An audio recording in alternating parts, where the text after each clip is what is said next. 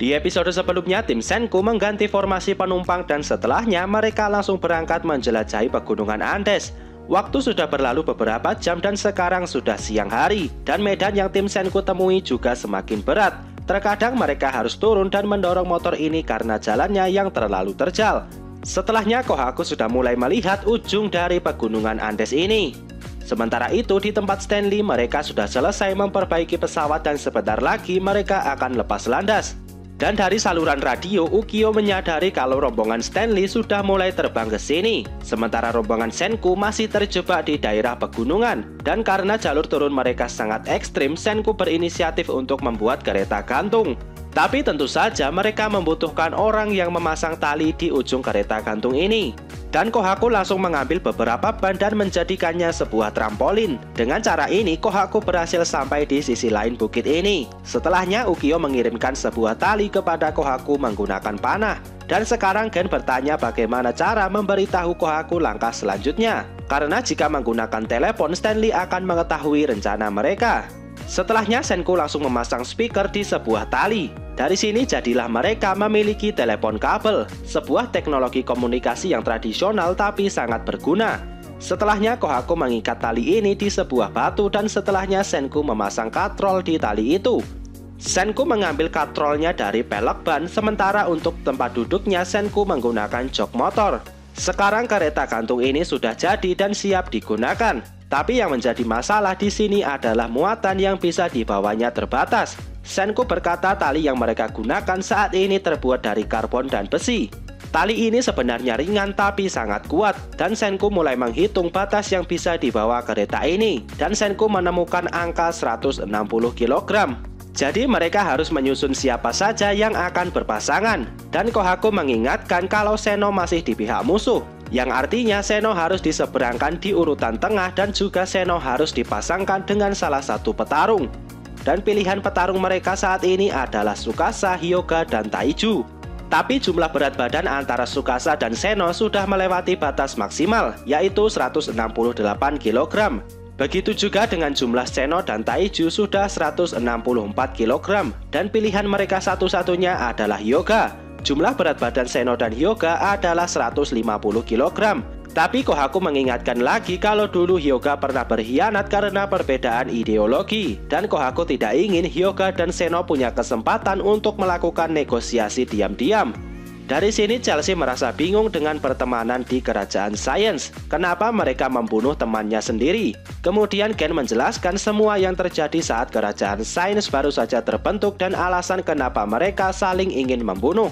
Sekarang Chelsea sudah paham permasalahannya di sini, tapi Senku tidak ingin mempermasalahkan hal ini karena mereka sedang dikejar oleh waktu, dan akhirnya Seno tetap dipasangkan dengan Hyuga. Sekarang tim pertama yang naik kereta adalah Chrome dan Kaseki. Mereka berdua merasa sangat bersemangat dan ini adalah pengalaman pertama mereka. Selanjutnya tim kedua yang terdiri dari Gen, Chelsea, dan Luna. Mereka bertiga menyeberang dengan mulus. Dan tim ketiga adalah Seno dan Hyuga. Setelah menyeberang mereka berdua hanya diam. Tapi apakah mereka berdua melakukan percakapan saat menyeberang tidak ada yang tahu. Sekarang tim keempat yang berisi Suika, Max, dan Carlos. Awalnya perjalanan mereka mulus-mulus saja, tapi tiba-tiba mereka terkena angin yang sangat besar dan ini membuat Suika terjatuh dari kereta gantung. Secepat kilat Kohaku langsung memotong tali untuk telepon kabel tadi dan melemparkannya ke Suika. Suika berhasil ditangkap dan Kohaku sekarang berpegangan di tebing. Dan sekarang di ujung kereta gantung ini hanya ada satu petarung dan itu adalah Hyuga. Hyuga bisa saja berkhianat dan mengalahkan semua orang di sini. Dan Kohaku tidak bisa melawan karena masih memegang tali yang mengikat Suika. Kemudian terlihat Hyuga yang mengeluarkan tangannya. Tapi ternyata yang Hyuga lakukan adalah menarik Kohaku dan Suika ke atas. Dari sini sudah bisa dipastikan kalau Hyuga sudah sepenuhnya bergabung dengan kerajaan Science. Setelahnya mereka semua menyeberang dengan kereta gantung dan orang yang dulunya musuh sekarang sudah menjadi rekan. Dan mereka semua sebentar lagi akan sampai di titik nol pembatuan. Setelah semuanya menyeberang, mereka langsung membangun ulang motor mereka. Dan setelahnya mereka melanjutkan pendakian melewati bukit ini.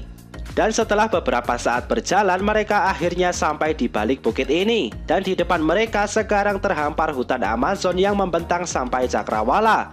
Mereka semua langsung turun dari bukit dan mulai memasuki hutan Amazon. Dengan begitu, sekarang tim Senku aman dari pesawatnya Stanley. Tapi ternyata pesawatnya Stanley sudah sampai di atas mereka tepat sebelum tim Senku memasuki kawasan hutan. Dan karena tahu tidak bisa menyerang, Stanley membiarkan tim Senku pergi dan menganggap ini adalah kemenangan untuk tim Senku. Tapi Stanley juga sudah tahu kemana tujuan tim Senku saat ini. Dan Stanley langsung kembali ke kapal Perseus dan akan menyusun ulang rencana di sana. Sementara tim Senku terus melanjutkan perjalanannya. Dan Chelsea berkata tujuan mereka saat ini adalah tempat bernama Manaus. Ini adalah lokasi yang diduga adalah titik nol pembatuan. Taiju semakin bersemangat dan berharap mereka segera sampai ke sana. Tapi Senku mengingatkan lagi kalau mereka sedang berada di Amazon, hutan yang paling berbahaya di dunia.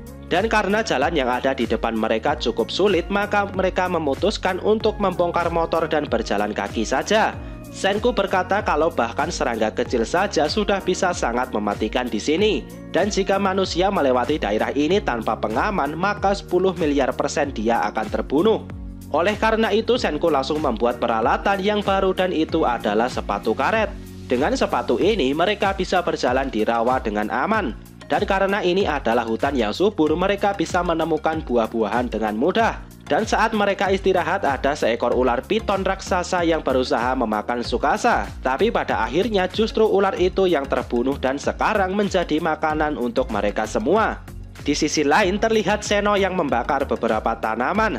Ternyata jenis tanaman yang Seno bakar berguna untuk mengusir serangga. Dan Seno berkata nyamuk di Amazon ini sangat ganas dan Seno tidak ingin terkena gigitannya. Sekarang Senku melempar sebuah pertanyaan, apa makhluk hidup terkuat yang ada di hutan Amazon? Dan Taiju langsung menjawab kalau Tsukasa adalah yang terkuat. Tapi Tsukasa menyangkal hal itu dan berkata kalau ada makhluk yang lebih kuat di sini. Dan bahkan Tsukasa tidak ingin melawannya sedikit pun. Ternyata Raja Amazon dan makhluk terkuat di dunia yang dimaksud adalah pasukan semut. Setelahnya terlihat ada kawanan semut yang lewat di sekitar mereka. Dan Luna yang tidak suka serangga sampai menjerit ketakutan. Dan ternyata kawanan semut ini muncul karena jebakan yang sudah Chelsea dan Senku buat. Jadi mereka memasukkan makanan ke dalam botol. Dan kawanan semut ini tertarik dan akhirnya mereka masuk ke dalam botol. Sekarang mereka punya banyak semut dan setelahnya Senku memasukkan sebuah cairan ke dalam botol berisi semut tadi. Hasilnya mereka sekarang punya ekstrak semut yang cukup banyak dan selanjutnya cairan hasil ekstrak ini dioleskan ke tubuh mereka. Ternyata hewan buas di Amazon biasanya menghindari kawanan semut. Dan karena mereka sudah mengoleskan cairan semut tadi, maka mereka sekarang punya bau seperti semut. Dengan begitu hewan buas tidak akan berani menyerang mereka. Setelahnya mereka melanjutkan perjalanan dan sekarang waktu sudah semakin siang. Mereka menemukan sungai kecil yang mengalir deras di hilir sungai. Dari sini mereka membuat sampan dari kayu. Caranya dengan menyatukan beberapa potong kayu. Dan setelah jadi mereka langsung meluncur menuruni sungai kecil ini dengan sampan kayu. Dan setelah beberapa saat mereka akhirnya sampai di hilir sungai. Dari sini mereka hanya tinggal mengarungi sungai dan mereka akan sampai di titik nol pembatuan. Kohaku mulai berharap mereka bisa menemukan sesuatu di sana. Dan mereka tidak kembali ke Jepang dengan tangan kosong. Tapi menurut Gen ini akan menjadi pencarian yang sulit karena ukuran Medusa yang kecil dan juga tempat ini sangat luas. Di sisi lain, Chrome membuat alat yang bisa mengeluarkan ekstrak semut secara berkala.